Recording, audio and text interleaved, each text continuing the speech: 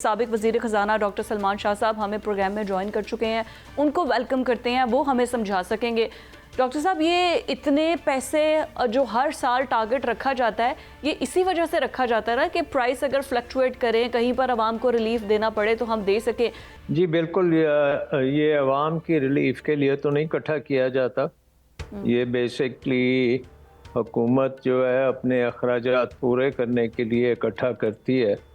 और आपने देखा होगा कि पिछले चंद हफ्तों में ये भी बात थी कि रेवेन्यू कलेक्शन में शॉर्टफॉल्स हैं और IMF के जो टारगेट्स हैं वो पूरे करने के लिए और मज़ीद टैक्स इकट्ठे करने पड़ेंगे। तो इसी असना में ये जंग शुरू हो गई है, जो कि पाकिस्तान के लिए तो इससे बड़ी मुश्किल तो हो ही नहीं सकती इकनॉमिकली स्पीकिंग, क्योंकि पाकिस्तान की इकॉनमी पहले ही बहुत कमज़ोर है, पहले ही इंटेंसिव केयर में थी। आप सोचें कि UAE ने जो कर्ज़े थे वो रोल ओवर करने से सिर्फ 1 माह का रोल ओवर दिया और उसके बाद वो कर्ज़े वापस लेना चाहते थे। 1 से 2 अरब डॉलर बनते हैं वो। और सिर्फ तेल की कीमतों के अलावा हमारी तो डिपेंडेंस गल्फ़ पे बहुत ज़्यादा है, क्योंकि वहाँ से हमें बहुत ज़्यादा रेमिटेंसेस आती हैं। Yes yes. तो उस रेमिटेंसेस में भी अगर कोई ताख़ीर हो जाती है या पाकिस्तानीज़ वहाँ से अपनी जॉब्स खो बैठते हैं या वहाँ पे जिस तरह की अभी सूरत हाल बन रही है, फ़्लाइट्स भी बंद हैं, ट्रेड भी नहीं हो रही, तो पाकिस्तान के लिए तो ये एक ऐसा इवेंट है जो कि एक आप तसव्वुर नहीं कर सकते कि ये होगा। यही बात है ना डॉक्टर साहब, चाहे जंग हम नहीं डायरेक्टली लड़ रहे या इनडायरेक्टली, लेकिन हीट तो हम पे आ रही है ना। रेमिटेंट्स अगर बंद हो जाते हैं और वैसे तो पेट्रोल स्पेसिफिकली अगर फ्यूल प्राइसेस की बात करें, बट साहब आप तो सारा टाइम ये कवर करते रहते हैं ऑन ग्राउंड सिचुएशन को, पूरा ब्यूरो देखते हैं आप बताइए कि ऑन ग्राउंड सिचुएशन है क्या 55 रुपए के बाद, महंगा होने के बाद भी पेट्रोल आवाम को कोई मिल रहा है? और ये तो पुराना फ्यूल था ना जो स्टॉक में था, इस पे उन्होंने 55 रुपए बढ़ा दिया है। अब आगे जब मजीद महंगा हो गया तो नहीं, देखें फिजा, बात यह है कि इस वक्त जो 55 रुपए बढ़ा है, मैं पूरी कौम से ये अपील करता हूँ कि खुदारा पेट्रोल को इस तरह अपने घरों में ना छुपाएं और पेट्रोल पंप मालकान जो हैं वो उसको ज़ख़ीरा अंदोज़ी मत करें। मैं इस वक्त भी सूबाई दारुल हुकूमत लाहौर की अगर बात करूँ तो पता नहीं हुकूमत कहाँ सोई पड़ी है। आधे से ज़्यादा पेट्रोल पंप अभी भी बंद है और पेट्रोल पंप पर 100 की गाड़ियों की लाइनें लगी हुई हैं, लोग जोक दर जोक आते जा रहे हैं।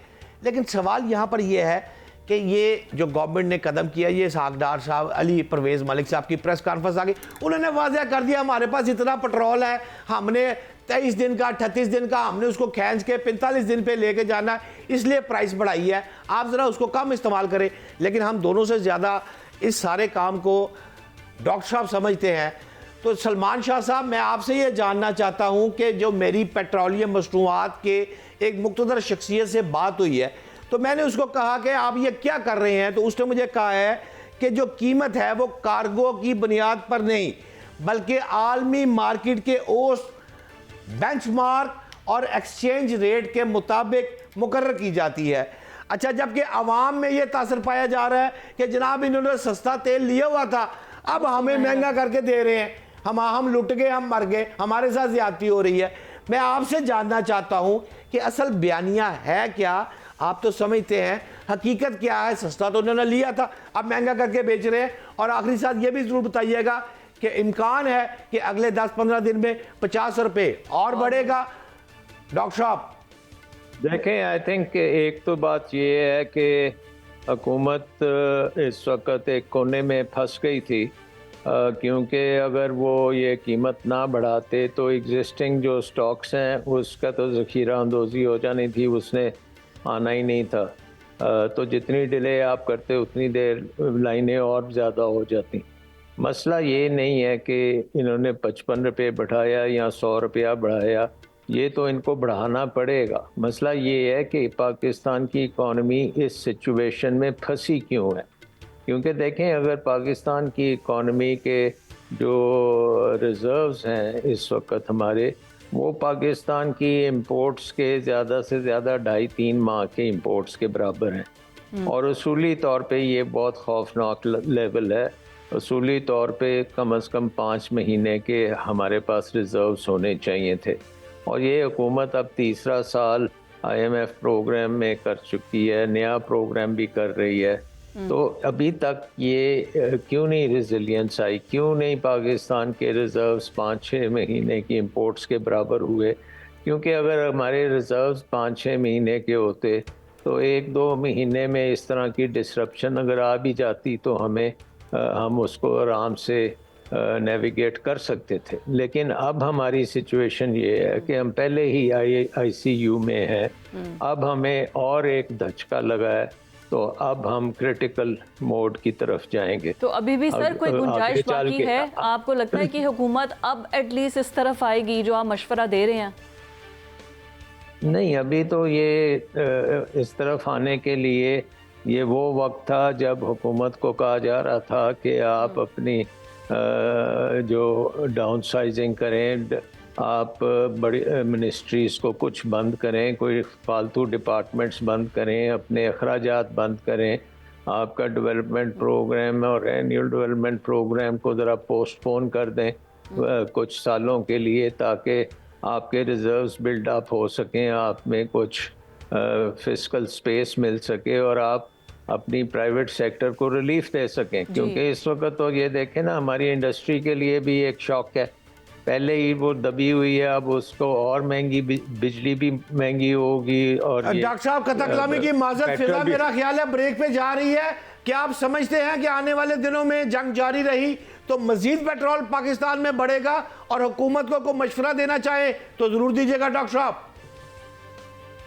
देखें, ये तो कोशिश हमें यही करनी चाहिए कि ये जल्दी से जल्दी ये जंग ख़त्म हो। और अगर हमारा कोई असर रसूख है अमेरिका के साथ या दोनों जो फरीक हैं इनके दरमियान, ईरान और मिडल ईस्ट के दरमियान, तो मैंने पूरी कोशिश करनी चाहिए कि ये जंग बंद हो, क्योंकि हमारे लिए ये बहुत ख़तरनाक जंग है। हमारे लिए तो उनका नुकसान हो या ना हो, हमारी इकॉनमी जो है वो पहले ही डूबी हुई थी, तो अब तो बिल्कुल उठने के काबिल नहीं रहेगी। आइंदा चल के अगर आप देखेंगे तो लोड शेडिंग दोबारा से तेज़ हो जाएगी। ये जो बातें हम कर रहे हैं कि घर से आप काम करें, तो आप मुझे बताएं कौन सी फैक्ट्री में आप घर से काम कर सकते हैं? आपको तो अपनी प्रोडक्शन लाइंस को चलाना है, आपने एक्सपोर्ट्स करनी है, आपने मैन्युफैक्चरिंग करनी है। तो ये जो बातें हैं ये बड़ी शॉर्ट टर्म है और एक किस्म की डॉक्टर साहब कोरोना की मिसाल आपके सामने है, वो मुनासिब नहीं है? वो स्टाइल वापस नहीं, कोरोना की तो बात ही कुछ और थी। वो कोरोना में आपको आइसोलेट करना था हर एक को, और उसमें भी देखें हमने वो बंद नहीं किए थे जिस तरह बाकी दुनिया ने बंद किए थे, क्योंकि हम अफोर्ड ही नहीं कर सकते बंद करना।